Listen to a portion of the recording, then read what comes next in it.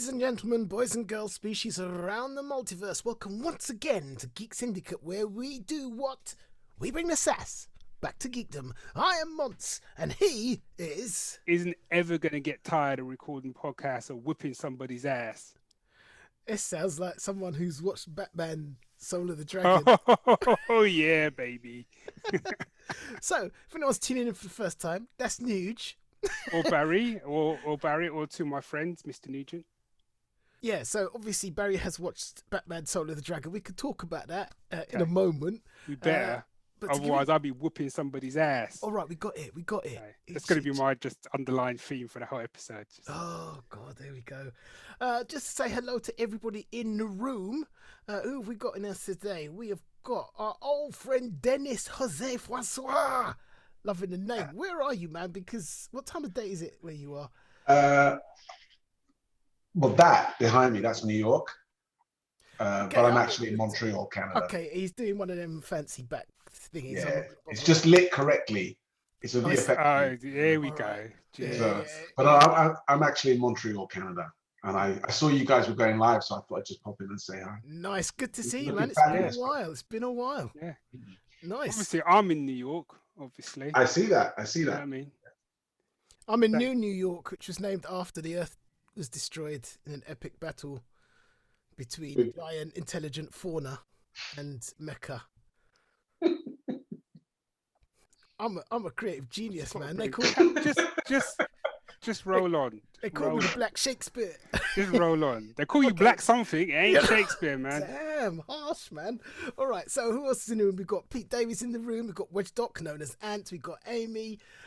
We've got Dean. Yeah, that's who's with us for the moment. Feel free to join us in the future. Or feel free to leave if it's not working for you. Do you know what I mean? Yeah, no, I mean, it's free world, isn't it? Free world, man. We got any shout-outs? Shout-outs. I need to say a shout-out to my friend Oscar, who he was crushed by all of his books today, but he's only got his own shelf to blame. His own shelf to blame. He was crushed by his books. He's only got his own shelf to... Can you just take your glasses out a second? Right, so two things, right? Thing one, they look a bit like the glasses out of Kingsman.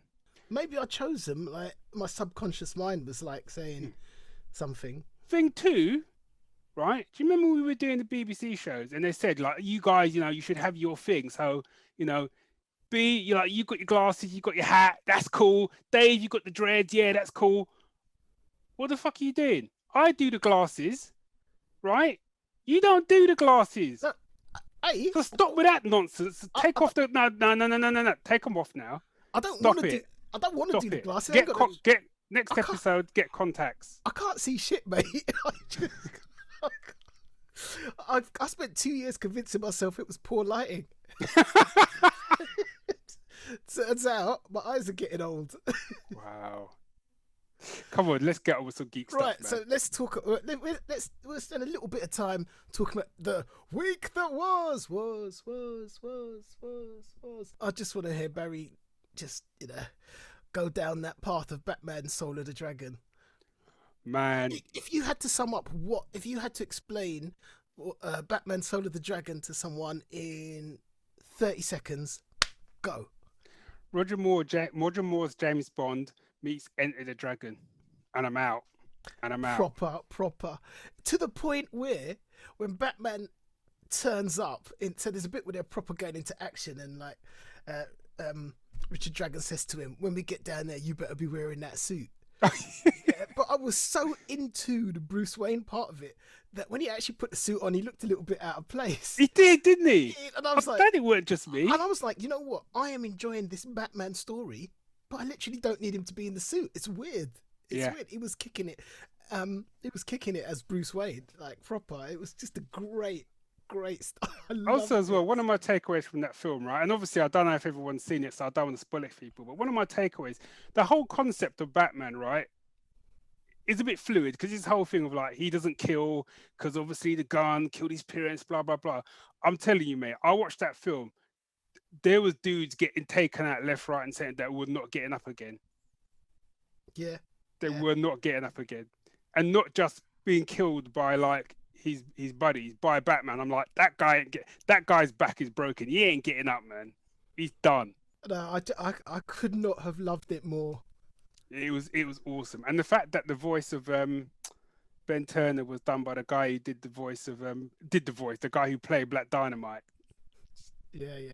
And you had Kelly Hu. I mean, I love Lady Shiva, Yeah. and Kelly Hu was Lady Shiva. Kelly Hu, I love her a little bit anyway. So, but yeah. I was gonna say I'd go on record to say it's probably one of my top 3 favorite Batman animated, probably Batman things. I just loved it. It was just the style of it, man. The music, the way they were dressed, the way they went into action. It was just quality. Yeah. So weirdly, I've been reading book-wise something quite similar called Conquer. I need to get on this. I think it was Dion. He said, I saw it, thought, because it basically sounds like Shaft. It sounds like the main character's a mixture of Shaft and Doctor Strange. So it's a complete like love letter to blaxploitation films, and the way it's set in, it's kind of like New York, Harlem, all them areas, and some of the way it's written, like the rain beat on the window like it owed it money. Quality. Just those lines were brilliant, and it's like I've got to drag my black ass down to the 7th and 9th and blah blah blah. So I'm enjoying it, and then I sort of looked up the author, and I felt a touch uncomfortable because he's a white dude. He's as white as the day is long. Yeah. I thought that was going to be the case, And I was like, okay, number one, what I'm going to take away from it is that for what it was, I enjoyed it for what it was, the thing that it was. There could have been a little bit more ass whooping, but I enjoyed it. My boy was always prepared, but he still had to take a lick now and again. So it was, the language seemed to fit the era. It just felt a little bit odd. It's just that, it fit perfectly into blaxploitation genre, and the kind of language fit. Just when I realised, it was about halfway through and I realised there was a white guy writing it, and it just, I don't know. Do you know what I mean? If he's writing it, he's doing a good job. More bad to him, but it just felt odd. I'm still trying to work out how I feel about it. Yeah, Ant just said better than Live and Let Die at least. Don't even start me on Live and Let Die. Don't even start me on that film. The only good thing about Live and Let Die, I think, or was it Moonraker? I can't remember now. Is the safari suit that Roger Moore has. Pretty much every black father that came across back in the 50s from Jamaica had a safari suit in the wardrobe. Yep. My dad had a safari suit exactly like that. Remember, Dennis is nodding. Man. My dad had a safari suit. It was cream. It was belted around the front. I only saw him wear that mother once, man, but he was bad. I half expected ninjas to just jump through the window. No, do you know what I mean? all I know is the day after my dad wore that suit, the world was still safe. That's what I'm saying. Obviously both our fathers have passed now. In my kind of like mind canon, there's in some other dimension like fighting evil in safari suits. Somebody cop team up, do you know what I mean? I'm just developing the name in my head. And obviously because your dad's like the priest as well, so your dad kind of handles like the religious threats, and my dad's just there just dropping one-liners and whipping ass. Do you know what I mean? I could even see the cover now. My dad's got a double barrel shotgun. Your dad's got a crucifix inside. I'm all over this. Oh. But I will say with Conker, the guy, but he'd done his research into like magic and sort of different magical traditions as well. So like when it came to the voodoo, it wasn't one size fit all. I learned some stuff. Right. About that kind of stuff, and it was about there was a combination of magical traditions from different places, whether it be like Norse magic or whatever magic, and it's going, you know what I mean? If you're prepared for voodoo, you're going to be screwed by European magic, and vice versa, that kind of stuff. So it was a really interesting take on it. Okay. It was so I liked it. But the bit for me was when he got a car. It was haunted by the ghost of a pimp that died in it. It's like, and he's like in the car, and he goes, Because I need to get to a hospital, and the car goes, "I got you, Conker. I got you. I Oh, got you, man." the car talks. Yeah, it's talking, Of course it's a talking car inhabited by the ghost of a pimp. See, that's the Knight Rider reboot everyone wants to see. Because the man's like, "You can't leave a car like you can't leave a car like that down in this neighborhood, because that car ain't going nowhere." Pimp Rider. I'd pay good The money. radio was talking to me. I mean, so obviously I enjoyed it. Okay. Obviously I enjoyed it, but yeah, let's leave that there. Finished reading a comic today. It's I read the first volume of it, so it was 6 issues. It's called Shadow Service. Is it about a really dark dinner plate? Like, you see how I let you talk, right? I let you do like a proper review. I come in to do a proper review, and you got to give me shit. You can't let me just do my thing, can you? So can I do my thing? Right. Well, I forgot what I was talking about now. See, you get me all flustered now. a ghostly dinner service. Shut up. Shadow Service. I mean, that's actually quite funny, but Shadow Service. So the blurb is, worried your partner is cheating? No. Need a missing person found? Not really. Gina Myers is the private investigator for you. Sure, she's a witch who worries that her powers make her more of a monster than the crook she's trying to catch. But it's not like London's criminal underworld is literally going to hell, is it? Spycraft meets black magic in the shadowy world of MI666. MI666. I like that. I'm beginning to see a theme here between all this kind of urban magic. Even though I think part of the problem at the moment is there's a lot of material which is all kind of based this way, where it's this kind of supernatural stuff, but there's a team of people that, whether it's the British government or whether it's the police, like in the Rivers of London series and all that sort of stuff. And going way back in the day to Ultraviolet, which was a top secret government unit that hunted vampires and stuff. And I think part of the problem with it is there's only so much you can do. It's all kind of off the same theme. Do you get what I mean? It's quite difficult to do that and make it feel original. And I think one of the good things about this is, in some ways, Kevin Scott doesn't really do that. He's not really that worried that it's not necessarily that original, or maybe he thinks it's the most original thing ever. If so, but however, what he does do is he doubles down on the characters. Right. And what I really liked about it is like the main character, Gina Myers, she's kind of comes across as a bit like a British Jessica Jones. Okay. Nice. With a little bit of Constantine sort of thrown in. So I really warmed to her straight away. And the good thing is, in the first sort of few issues, you get to see like some of her backstory and where she's coming from and how she kind of got to where she is. So that's quite cool.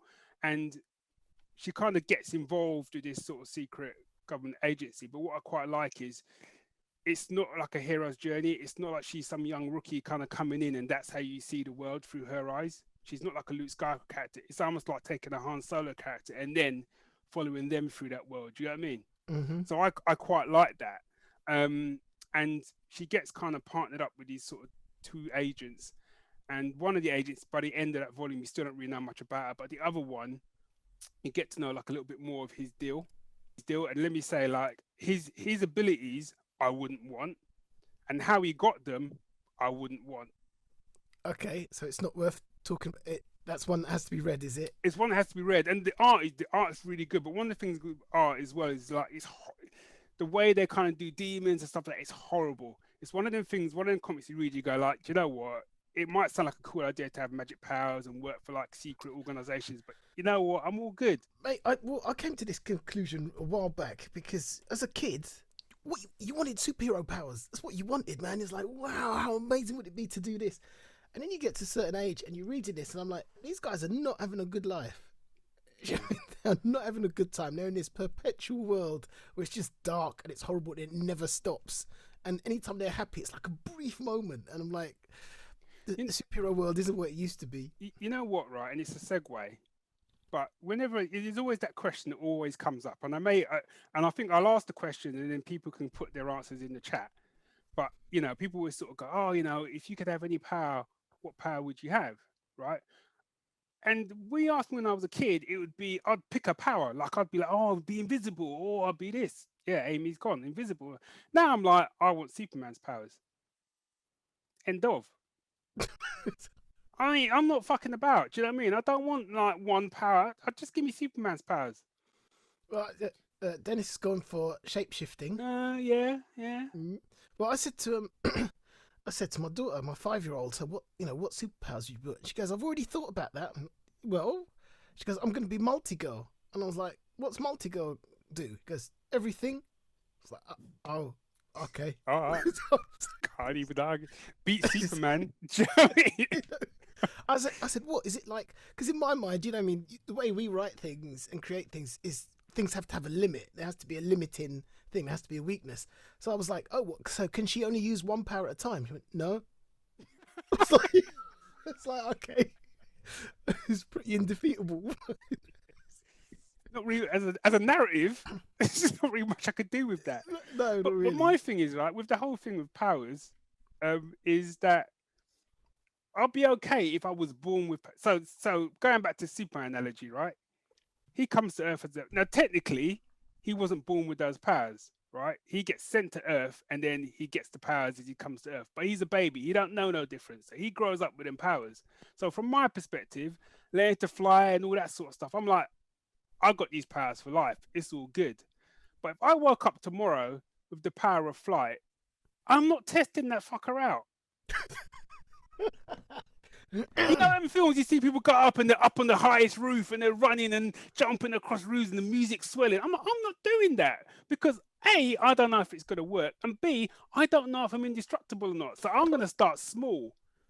There's that whole thing with Spider-Man testing out the webs and swinging through the city. And you're like, Did you ever watch Meteor Man? This is a whole back in the day black film, Meteor Man with Robert Townsend. If you haven't watched it, it's quite a fun film. But what I liked about that is he was scared of flying, or he was scared that he would fall, so he only flew like a couple of inches off the ground. I'm like, that's my guy. That's me. You know what I mean? Put me on a shopping trolley till I've got my bearings a bit, and then, you know. Anyway, I can't remember what I read was about. Someone said to get a superpower, you got to put yourself in a situation of high stress. So, like, if you jump off a building and your superpower manifests and you can fly away, and the dude was like, "But what if my superpower turns out to be invisibility?" It's a good point. So what's that puddle of blood? It's just come out of nowhere. Do you know what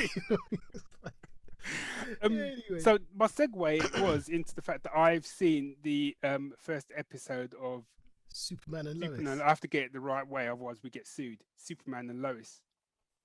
No, is it Superman and Lois? Is it Lois? It's Superman. Yeah, Superman and Lois, which is the latest from CW stable. Has anyone else in the chat room seen it yet? Seen shaking heads. Okay. I haven't seen it.